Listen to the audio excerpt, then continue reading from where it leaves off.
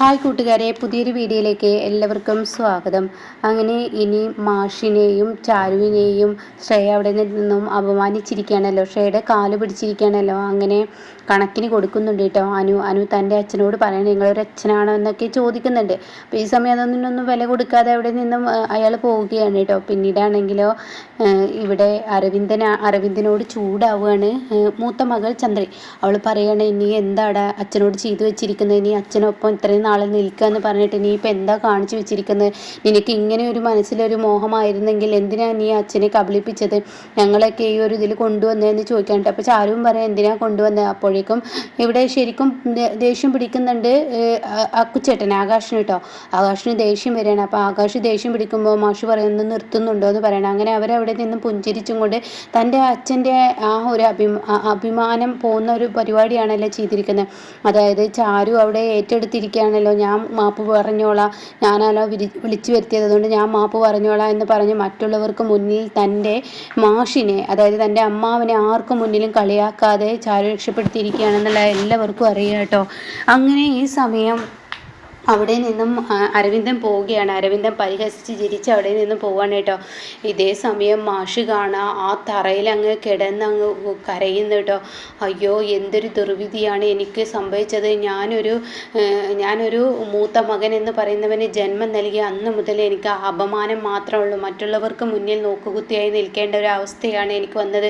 എൻ്റെ പൊന്നു മോളെ ഞാൻ കുരുതിക്ക് കൊടുത്തില്ലേ? നാട്ടുകാരുടെ മുന്നിൽ ആ വൃത്തികെട്ട പെണ്ണ്, ആ ശ്രേയയുടെ കാല് പിടിക്കേണ്ട അവസ്ഥ എൻ്റെ മോൾക്കുണ്ടാക്കി ില്ലേ അതിന് കാരണക്കാരൻ ഞാനല്ലേ ഈശ്വര എന്ന് പറഞ്ഞിട്ട് അങ്ങ് കരയാണ് കേട്ടോ. അപ്പോൾ ഈ സമയം ഇത് കേൾക്കുന്ന ശ്രേയക്കും ചാരുവിനും ആകാശിനും സങ്കടമാവുകയാണ്. അവർ ഓടി വരികയാണ്. ഗോവിന്ദമാമയും അനുവും അതുപോലെ തൻ്റെ മൂത്ത മക്കളും രമേശിനൊക്കെ ഉണ്ട് കേട്ടോ. അവരൊക്കെ ഓടി വന്നിട്ട് കരയല്ലേ അച്ഛ എന്നൊക്കെ പറയുന്നുണ്ട് കേട്ടോ. സമയം രമേശും പറയണേ, അച്ഛൻ കരയുന്ന കേട്ട് ഞങ്ങൾക്ക് സങ്കടം സഹിക്കില്ല. അങ്ങനെ മക്കളെ, നിങ്ങൾ എന്നോട് അങ്ങനെ പറയല്ലേ. ഞാനിപ്പോൾ അനുഭവിക്കുന്ന വിഷമം എന്ന് വെച്ചാൽ എൻ്റെ മോളെ ഞാനല്ലേ എല്ലാവർക്കും മുന്നിൽ ആ പെണ്ണിൻ്റെ കാല് പിടിക്കേണ്ട അവസ്ഥ ഉണ്ടാക്കിയത് ഞാനല്ലേ. ഞാൻ മാപ്പ് പറയായിരുന്നെങ്കിൽ ഇങ്ങനെയൊന്നും ഉണ്ടാവില്ലല്ലോ എന്നൊക്കെ പറയുമ്പോൾ ഉടൻ തന്നെ ചന്ദ്രി പറയണം, അത് ഉണ്ടാവും അച്ഛാ. അവളുടെ അച്ഛൻ, അതായത് ചാരുവിൻ്റെ അച്ഛൻ, അവരെ മനഃപൂർവ്വം ചാരുവിനെ അപമാനിക്കാൻ വേണ്ടിയാണല്ലോ അതൊക്കെ ചെയ്തതെന്ന് നോക്കണ്ട. അപ്പോൾ ചാരു പറയണം, അതെ എൻ്റെ ഗോവിന്ദമാമേ, അതെ എൻ്റെ മാമ, ഒരിക്കലും എൻ്റെ മാമൻ കരയരുത്. കാരണം ഞാൻ എൻ്റെ മാമനെ രക്ഷിക്കാൻ വേണ്ടിയാണ് ഞാൻ അവർക്ക് മുന്നിൽ കാല് പിടിച്ചത്. ഞാൻ ആർക്കും മുന്നിൽ കുറഞ്ഞിട്ടില്ല. ഞാൻ അവർക്ക് മുന്നിൽ കാല് പിടിച്ചതിൽ എന്താ തെറ്റ്? എന്തായാലും ആകാശിന് വേണ്ടിയല്ലേ അരവിന്ദന് വേണ്ടിയല്ലേ ഇതൊക്കെ നമ്മൾ ചെയ്തത്.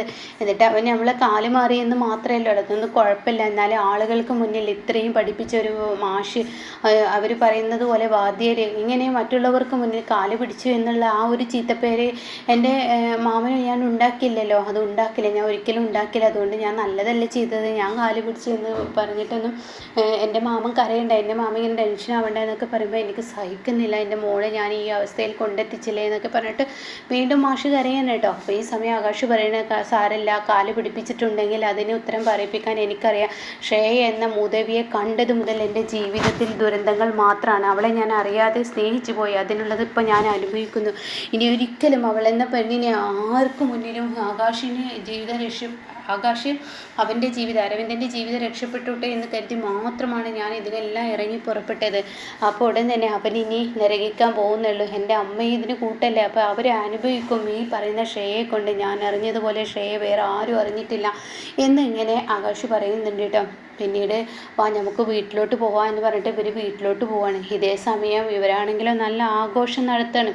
അതായത് നല്ല മധുരം കൊടുത്ത് ഹേമ തൻ്റെ മകനെ സ്വീകരിക്കണം. എന്നാലും എൻ്റെ മോനെ നീ വല്ലാത്തൊരു സസ്പെൻസ് തന്നെയാണ് എനിക്ക് തന്നത്. ഇങ്ങനെ ഒരു ട്വിസ്റ്റ് അതിൽ ഒളിഞ്ഞെടുക്കുന്നുണ്ടെന്ന് ഞാൻ ഒരിക്കലും പ്രതീക്ഷിച്ചില്ല. ഞാനൊന്ന് പേടിച്ചടാ എന്നൊക്കെ ഇങ്ങനെ പറയുമ്പോഴാണ് ഇവരിങ്ങനെ കടന്നു വരുന്നത് കേട്ടോ. അങ്ങനെ ഈ സമയം ആകാശിനങ്ങ് ദേഷ്യം പിടിക്കണം. അരവിന്ദനെ കഴുത്തിൽ പിടിക്കണം. എടാ, നമ്മുടെ അച്ഛനെ എല്ലാവർക്കും മുന്നിലേ അപമാനിച്ചപ്പോൾ നിനക്ക് സമാധാനമായിട? നീ എന്തിനു വേണ്ടിയാണടാ അച്ഛനെ ഇങ്ങനെ എല്ലാവർക്കും മുന്നിൽ അപമാനിച്ചത്? എന്ത് തെറ്റാണ് അച്ഛൻ നിനക്ക് ചെയ്തത്? നിനക്ക് നല്ലൊരു ജീവിതം കിട്ടാൻ വേണ്ടിയല്ലേ അച്ഛൻ ഇങ്ങനെയൊക്കെ ചെയ്തത്? അവളെന്ന വ്യക്തിയെ ഞാൻ അറിയുന്നത്, ഞാൻ സ്നേഹിച്ച പെണ്ണിനെയല്ലേ നീ കെട്ടുന്നത്? അത് എത്രമാത്രം ഇതാണെന്ന് നിനക്കറിയില്ല. കല്യാണം കഴിച്ച് നീ വീട്ടിലോട്ട് കൊണ്ടുവരുമ്പോൾ അവളുടെ സ്വഭാവം മനസ്സിലാക്കുമ്പോൾ നിനക്ക് മനസ്സിലാവും. എൻ്റെ അനിയനും എൻ്റെ അച്ഛനൊക്കെ പറഞ്ഞ് ഇത്ര നേരായിരുന്നു. ഇപ്പം നീ മനസ്സിലാക്കില്ല. ഇപ്പം നീ നിനക്ക് ലോകത്ത് പെണ്ണ് കിട്ടാത്തതുപോലെ സത്യം അതാണല്ലോ. നിനക്ക് ആരും പെണ്ണ് തരില്ലല്ലോ. അപ്പോൾ അതിന് നിന്നെ നശിപ്പിക്കാൻ, നമ്മുടെ കുടുംബം നശിപ്പിക്കാനാണെന്ന് കയറി വരുന്നത് എന്നുള്ള സത്യം നിനക്ക് മനസ്സിലാവില്ലല്ലോ. അത് നീ മനസ്സിലാക്കില്ലല്ലോ. അതങ്ങനെയാണല്ലോ എന്നൊക്കെ പറഞ്ഞിട്ട് അവർ കഴുത്തിനൊക്കെ പിടിക്കുകയാണ് കേട്ടോ. ഇതേ സമയം മാഷാണെങ്കിലോ ഒരുതരം കത്തിക്കരിഞ്ഞതുപോലെ ഇങ്ങനെ നിൽക്കുകയാണ്. മാഷിനെ പ്രതികരിക്കാൻ കഴിയുന്നില്ല. മാഷ് എന്തോ ഒരു നിശ്ചലമായിരിക്കുകയാണ് കേട്ടോ. മാഷ് അത്രയും വിഷമം ചാരുവിന് ഷേയുടെ കാല് പിടിച്ചത് കേട്ടോ. അങ്ങനെ ഇവർ തമ്മിൽ വഴക്കിടുമ്പോഴേക്കും ഗോവിന്ദമാമൊക്കെ വേറെടുത്താണ്. എന്നിട്ട് പറയണം, എന്താണ് ഇനി വഴക്കിട്ടിട്ട് കാര്യം? ആകാശ്, നീ ഇവനെ പോലെ തറയാവരുത്. ദൈവം എന്തായാലും ഇവന് കൊടുക്കാതിരിക്കില്ല. ഇവൻ ചെയ്ത പ്രവൃത്തിക്ക് ദൈവം കൊടുത്തോളും. ഇവൻ്റെ ജീവിതം നന്നായിക്കോട്ടെ എന്ന് കരുതിയേ നമ്മളിതൊക്കെ ചെയ്ത്. അപ്പോൾ ഇവിടെ ചാരു പറയണേ, ശരിയാണ്, ഞാൻ ആകാശേട്ടനെ ജീവിതം നന്നായിക്കോട്ടെ എന്ന് കരുതിയാണ് ഇതെല്ലാം ചെയ്തത്. പക്ഷേ ആകാശേട്ടൻ്റെ ഉള്ളിൽ ഇങ്ങനെ അരവിന്ദൻ്റെ ഉള്ളിൽ ഇങ്ങനെ ഒരു ഉള്ളിലിരിപ്പുണ്ടെന്ന് ഞാൻ ഒരിക്കലും വിചാരിച്ചില്ല. ആകാശേട്ടനെ ദുരിതം അനുഭവിച്ചതുപോലെ ഒരിക്കലും നിനക്കത് ഉണ്ടാവരുത് കരുതിയാണ് നിൻ്റെ മുന്നിലോട്ട് ഞാൻ വന്നത്. പക്ഷെ നിനക്ക് അത് നല്ലതെന്ന് സ്വീകരിക്കാനുള്ള ആ ഒരു ഇത് നിനക്കില്ലല്ലോ എന്നൊക്കെ പറയുമ്പോൾ പറയണേ, നീ പോടി. കാരണം എല്ലാവരും പറയുന്നത് പോലെ എൻ്റെ മകൻ നിന്നെ കല്യാണം കഴിക്കാത്തതിനുള്ള പ്രതികാരമല്ലേ നീ ചെയ്യുന്നത് എന്നൊക്കെ പറഞ്ഞിട്ട് ചാരുവിനെ വഴക്ക് പറയണം. അപ്പോൾ ചാരുവിനോട് ആകാശ് പറയണേ, എന്തിനാ വെറുതെ ഇവന്മാരും പോലെയുള്ളവരോട് സംസാരിച്ചിട്ട് കാര്യം? ഇവരെ അനുഭവിക്കുമ്പോൾ പഠിച്ചോളൂ. എന്തായാലും ഇവർ അനുഭവിക്കുമ്പോൾ പഠിച്ചോളും എന്ന് പറയുമ്പോൾ ഉടനെ തന്നെ ആകാശിനോട് അരവിന്ദൻ പറയണേ, പഠിക്കാൻ പോകുന്നത് എൻ്റെ ഭാര്യ ശ്രേയ ഇങ്ങോട്ടേക്ക് വരട്ടെ. അവളുടെ താലി കഴുത്തിൽ വീണ് കഴിഞ്ഞാൽ അവൾ നിന്നെ പഠിപ്പിക്കും. ഓ, എന്നെയല്ല പഠിപ്പിക്കുന്നത്, നിന്നെയാണ്. എൻ്റെ ഭാര്യയെ മാപ്പ് പറഞ്ഞിട്ടുണ്ടെങ്കിൽ നിൻ്റെ ഭാര്യയെ ഇനി അനുഭവിക്കും. കെട്ടിയിട്ടില്ലെങ്കിൽ നീ ഭാര്യയായി പദവിയിൽ കൊണ്ടെടുക്കുന്നുണ്ടല്ലോ. എന്നാൽ നീ പറയുന്ന ഈ ശ്രേയ നിന്നെ ഇനി പഠിപ്പിക്കാൻ പോകുന്നത് നീ കണ്ടോ? അതിലെൻ്റെ അമ്മയും വെന്തുരുകും എന്നൊക്കെ പറഞ്ഞിട്ട് ആകാശ് അവിടെ നിന്ന് പോവാണ്. പിന്നീട് ആകാശ് റൂമിൽ ചെല്ലുന്ന ആകാശിന് കലിയടങ്ങുന്നില്ല. ആകാശ് ഈ ചാരു ഷേയുടെ കാല് പിടിക്കുന്ന ആ രംഗം തന്നെ കണ്ണിൽ നിന്ന് മായാതെ നിൽക്കുകയാണ് കേട്ടോ. അങ്ങനെ എനിക്ക് വലിയ സങ്കടമാവാണ്. എൻ്റെ ഉള്ളിൽ വലിയൊരു വേദനയാവാണ്. കണ്ണെടുക്കുമ്പോൾ അത് തന്നെ കണ്ണിൽ കാണുമ്പോൾ എൻ്റെ ഉള്ളിൽ വെന്തൊരുക്കും പോലെ ആവുകയാണ് കേട്ടോ. അപ്പോൾ അങ്ങോട്ടേക്ക് ചാരു കയറി വരികയാണ്. അക്കുച്ചേട്ടാ എന്ന് പറഞ്ഞ് വിളിക്കുമ്പോൾ ചാരു, എന്നാലും നീ അവളുടെ കാല് എന്തിനാ കാക്കുത്തി നീ പിടിച്ചത്? അത് വേണ്ടായിരുന്നു. പിന്നെ ഞാൻ എന്ത് വേണം എന്ന് ഇങ്ങനെ ചാരു ചോദിക്കുകയാണ്. നമ്മുടെ അച്ഛൻ അത് ചെയ്യണമായിരുന്നോ? എൻ്റെ മാമൻ അത് ചെയ്യണമായിരുന്നോ? ഒരിക്കലും ഞാനതിന് വിട്ടുകൊടുക്കില്ല. അക്കുച്ചേട്ടൻ്റെ അച്ഛനെ ഞാൻ അതിന് വിട്ടുകൊടുക്കില്ല. ഞാൻ ദൈവതുല്യമായി കാണുന്ന, എല്ലാവരും നാട്ടിൽ ദൈവതുല്യമായി കാണുന്ന ആ ആൾ ഒരു വീറപ്പെണ്ണിൻ്റെ മുന്നിൽ കാല് പിടിച്ച് എന്ന് പറയുമ്പോൾ ആളുകൾ എന്താ പറയുക? അതുകൊണ്ടാണ്. ഇനി എന്തായാലും അത് കഴിഞ്ഞതിലേക്ക് വിടൂ എന്നൊക്കെ ഇങ്ങനെ പറയുമ്പോൾ ആകാശ് പറയണേ, ഇല്ല, കഴിഞ്ഞതിലോട്ട് ഒരിക്കലും ഞാനിത് വിടില്ല. കാരണം ഷേയ നിന്നെക്കൊണ്ട് ഷേയുടെ കാല് പിടിപ്പിച്ചെങ്കിൽ അതിന് തിരിച്ചടിയായി ഞാൻ തിരിച്ചടിച്ചിരിക്കും. അത് എൻ്റെ മനസ്സിൽ മുദ്ര കുത്തിയിരിക്കണം, പച്ച കുത്തിയതുപോലെ ഞാൻ കുത്തി വെച്ചിരിക്കണം. അവൾ ഇനി അനുഭവിക്കാൻ ഇരിക്കുന്നേ ഉള്ളൂ. ഇതുവരെ കണ്ട ആകാശല്ല, അവളെ പ്രണയിച്ച് നടന്നിരുന്ന ആകാശല്ല ഇനി അവളുടെ മുന്നിൽ നിൽക്കുന്നത്.